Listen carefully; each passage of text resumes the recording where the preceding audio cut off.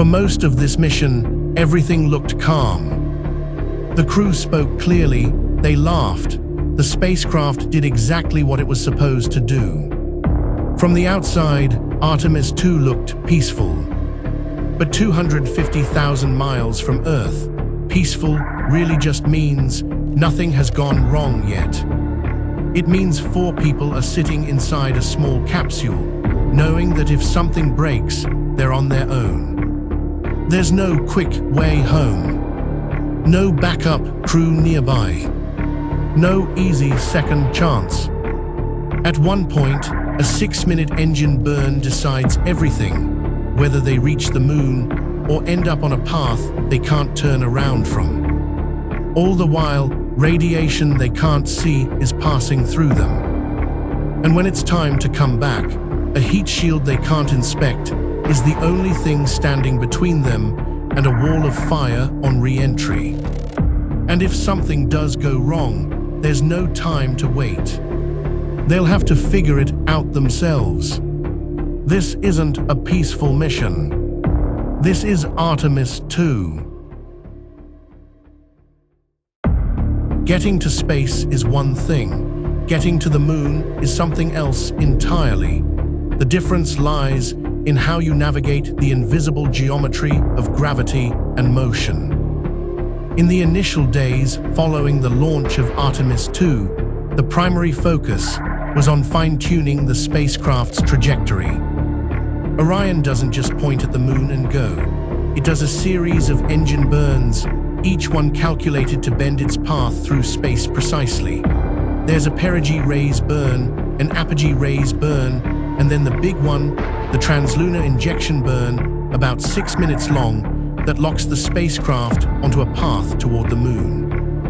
Pause for a moment and let that sink in. A 6-minute burn and everything changes. You're no longer just in space, you're committed to a path that carries you all the way to the moon. From that moment on, there's no quick way back. The trajectory is locked in. In these early days, a few minor issues arose. There was a minor problem with the toilet system. A chemical reaction created a venting and filter issue.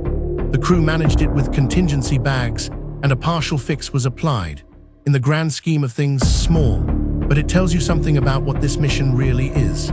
Inside that capsule, 4 people are living, eating, sleeping, managing every biological need in a vehicle the size of a large SUV, hurtling through deep space. There was also an issue flagged about the launch abort system battery temperature, but engineers confirmed it was an instrumentation issue. The sensor reading it, not the battery itself. It wasn't a real problem, but it's a reminder that the team on the ground is watching everything, second by second, waiting for the one reading that isn't a false alarm. As Orion moved outward from Earth, something started to shift for the crew. They weren't in orbit anymore. The ISS, where humans have been living continuously for over 24 years, was left behind. The familiar blue marble of Earth began to shrink. There's a concept in spaceflight known as the overview effect, a profound psychological shift astronauts describe when they see Earth from space and grasp, on a visceral level, how fragile and isolated it is. Many who have spent time aboard the International Space Station have reported experiencing some version of it. Now imagine that effect multiplied by distance. Orion was heading somewhere that made the ISS look like it was just around the corner. And the crew understood that. By flight days 5 and 6, April 6th and 7th, 2026, Orion reached the moon. This is the point where the mission begins to carry real historical weight, something worth pausing to fully appreciate. At its furthest point, Orion and its crew reached 252,756 miles from Earth. The previous record for the furthest any human being had ever traveled from Earth was set by the Apollo 13 crew, Jim Lovell, Jack Swigert, and Fred Hayes, during their emergency return trajectory in April of 1970. That mission, as many of you know, nearly ended in tragedy. The crew survived because of extraordinary improvisation, and an emergency route that swung them further around the moon than planned. That record stood for 56 years. Artemis II broke it, intentionally, safely, with all 4 crew members healthy and the spacecraft performing nominally. 252,756 miles from the only world any human being has ever called home. Think about what that number means in terms of isolation. At that distance, a radio signal traveling at the speed of light takes about 1.3 seconds to travel from the spacecraft to Earth. That's not a big lag in the grand scheme of space exploration, but it means that in a true emergency, every decision made on that spacecraft is made before Earth can respond. The crew is alone, in a way that is genuinely, physically, mathematically alone. And during the lunar flyby, the closest approach to the moon, the crew spent about 6 to 7 hours observing and photographing the lunar surface. They photographed over 30 specific targets. They worked in pairs. Wiseman and Hansen observed Glushko crater together. And this is the part that stays with you. From their position beyond the moon, the crew witnessed a total solar eclipse. This wasn't the familiar kind of eclipse we experience from Earth, where the moon slips in front of the sun. It was the reverse. From Orion's perspective, Earth itself moved across the sun, becoming a dark silhouette against the light.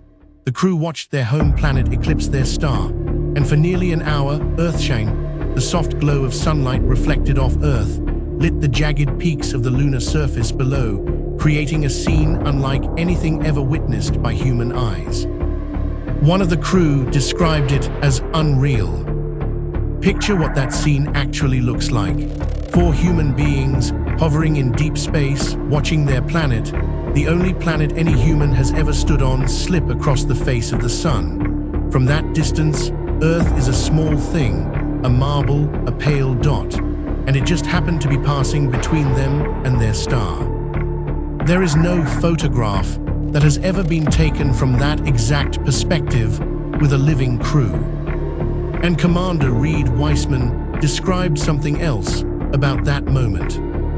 He named a lunar crater after his late wife, Carol. He said it was the pinnacle moment of the mission for him, not the launch, not the record, the moment he looked down at the moon and named a feature of it after someone he had loved and lost. That hits differently than anything a mission briefing can prepare you for. Now I want to talk about the scary part of the story. From the outside, Artemis II seemed almost serene. The launch appeared smooth. The crew spoke with ease during their media briefings. Inside the cramped Orion capsule, they bumped into one another and laughed it off. They exercised to stay healthy, kept to a routine, and even started their days with music. From our perspective, it almost looked like a long camping trip in space. But I want to walk you through what was actually happening under the surface, because nominal in NASA language doesn't mean easy.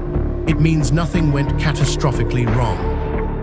It's easy to call a mission like this nominal. But in deep space, nominal is what it looks like when everything that could have gone wrong didn't. First, the heat shield. Orion's heat shield is the largest ablative heat shield ever flown. When Orion returns from deep space, it's traveling at roughly 25,000 miles per hour. During re-entry, the exterior of the capsule reaches temperatures approaching 5,000 degrees Fahrenheit. The heat shield has to absorb that. And here's the thing, it had never done this with a crew inside. Artemis I tested it, yes. But the thermal load from a lunar return is more extreme than anything experienced by Orion before. The Artemis II re-entry was, among other things, a live test of whether that heat shield performs the way it's supposed to, with human lives depending on it. Second, deep space radiation. At the distance Artemis II traveled, the crew was outside the protection of Earth's magnetic field. The Van Allen belts, the zones of trapped radiation that surround Earth, were behind them.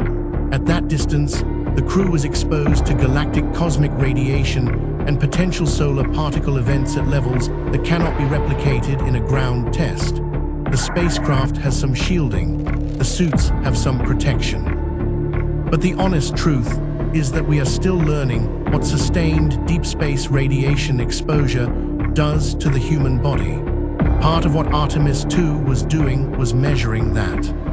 Third, the psychological dimension. 6 or 7 people living on the ISS have 460 cubic meters of pressurized volume. Orion has about 8.95 cubic meters of pressurized volume. 4 people, 10 days, 8.95 cubic meters. The crew laughed about constantly bumping into each other in their media conference. But 10 days in a space smaller than most walk-in closets, moving away from Earth at speeds that make rescue impossible, with radiation you can't see and a heat shield you can't inspect, that takes a particular kind of psychological fortitude. And fourth, re-entry itself. When Orion comes back from the moon, it doesn't come back the way the space shuttle did. There's no runway landing, there's no gentle glide. The capsule hits the atmosphere at 25,000 miles per hour and rides a fireball down. The crew experiences up to 3.9 Gs, nearly 4 times normal gravity, during peak deceleration. After 10 days in microgravity, their bodies have been adapting to zero gravity. Their cardiovascular systems have been reconfiguring, their muscles have been losing density, and then, suddenly, 9 Gs. That's why the crew spent significant portions of the mission practicing with orthostatic intolerance garments, compression suits designed to push blood back toward the brain and help the body handle the sudden return to gravity. Because for an astronaut coming back from deep space, re-entry is not just a physics problem, it's a biology problem. This mission was scary in the way that genuinely impressive things often are, not because it was chaotic or out of control, but because the margin for error was real, and the crew walked that margin with calm professionalism. By flight day 7, April 7th, Orion was on its way back. The first return trajectory correction burn was completed. 15 seconds, a small thruster firing that from the outside sounds almost trivial, but that 15-second burn was calculated to within fractions of a degree to put Orion on exactly the right path for a splashdown off the coast of San Diego. Get the trajectory even slightly wrong, and the capsule either skips off the atmosphere or comes in too steep. Koch and Hansen monitored systems during that burn. The crew had exited the moon's sphere of gravitational influence. Earth's gravity was now pulling them home. There was a call with the crew of the International Space Station. The recovery ship, the USS John P. Murtha, was already heading toward the splashdown zone in the Pacific Ocean. On flight day 8, the crew had what was essentially their last media day. They answered questions about what it was like to live in the compact Orion cabin, about the deep space views, about the solar eclipse they'd witnessed. They posed for a group photo with their zero-gravity indicator, a small stuffed figure they'd brought called Rise. There's something about that detail. 4 astronauts, 200,000 miles from home, posing for a photo with a stuffed mascot. It's both deeply human and quietly extraordinary. By flight day 9, April 9th, 2026, it was the final full day in space. The crew woke to Lonesome Drifter. The focus of the day was practical: stow gear, remove cargo netting, install crew seats for re-entry. Hansen and Koch led the cabin configuration work. The seats needed to be in the right position, locked down, secured, because when that heat shield hits the atmosphere at 25,000 miles per hour, the last thing anyone wants is loose hardware. They reviewed splashdown procedures. They got the latest weather briefing for the Pacific. They conducted demonstration tests for off-nominal scenarios, meaning they practiced what to do if something went wrong. And at some point during that last day in deep space, the 4 of them shared a group hug inside Orion. I keep coming back to that image. 4 people in matching suits, in a capsule smaller than most people's bathrooms, after 10 days in space, 200,000 miles from home, on the eve of a re-entry that no human crew had attempted from deep space in 54 years. And they hugged. If all goes according to plan, Orion will return to Earth on April 10th, 2026, splashing down in the Pacific Ocean off the coast of San Diego, California. Recovery operations will already be in motion. The USS John P. Murtha and US Navy teams will move in to retrieve the capsule and crew. Within a couple of hours, the astronauts are expected to be out of the water, undergoing medical checks, and on their way back to Houston. And if everything works the way it's designed to, it will look almost uneventful. The heat shield will endure the 25,000-mile-per-hour re-entry. The parachutes will deploy in sequence. The trajectory will bring Orion precisely where it needs to be. The orthostatic garments will help the crew handle the sudden return to gravity. Everything that needs to work will work. The mission objectives are clear. Validate Orion's life support systems in deep space, prove navigation at lunar distances, demonstrate that a crew can operate effectively beyond Earth orbit, and collect critical data on heat shield performance. And if NASA engineers describe the mission afterward as nominal or better than expected, that will be an extraordinary statement. Because nominal, in this context, doesn't mean simple. It means that a mission sending 4 humans 250,000 miles from Earth on a new rocket, inside a new spacecraft, through an environment we cannot fully simulate on the ground, went exactly as planned. It means everything held. But it also means every risk was real. Radiation exposure, heat shield performance, trajectory precision, life support reliability, human physiology in deep space. None of these are theoretical. Each one is a point where things could go wrong. The line between nominal and catastrophic in deep space human spaceflight is incredibly thin. It's sustained by meticulous engineering, intensive crew training, and the hard-earned institutional discipline that NASA has spent years rebuilding. If Artemis II succeeds, what it will prove is simple and profound. That NASA has found that margin again. On the last full day in space, April 9th, 2026, as the crew of Artemis II was stowing their gear and preparing to come home, Commander Reid Wiseman was asked what the mission meant to him.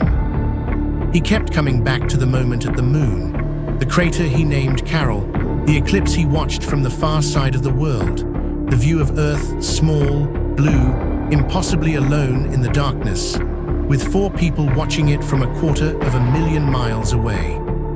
There's a famous photograph from the Apollo 8 mission in 1968 called Earthrise. It showed our planet rising above the lunar horizon and changed how a generation saw Earth. Artemis II has the potential to produce its own version of that image, taken with modern cameras from a new distance by a new crew. The mission isn't over yet. The crew isn't home, not yet. But if everything goes the way it's designed to, 4 astronauts will return carrying something no human mission has ever brought back before. Somewhere in a NASA archive, there will be photographs of Earth taken from nearly 250,000 miles away, images that until now have never existed. That's what Artemis II is meant to be. Not just a test flight, not just a rehearsal, but a moment where humanity, quietly, carefully, and with just a hint of fear, proves to itself that it still knows how to do this.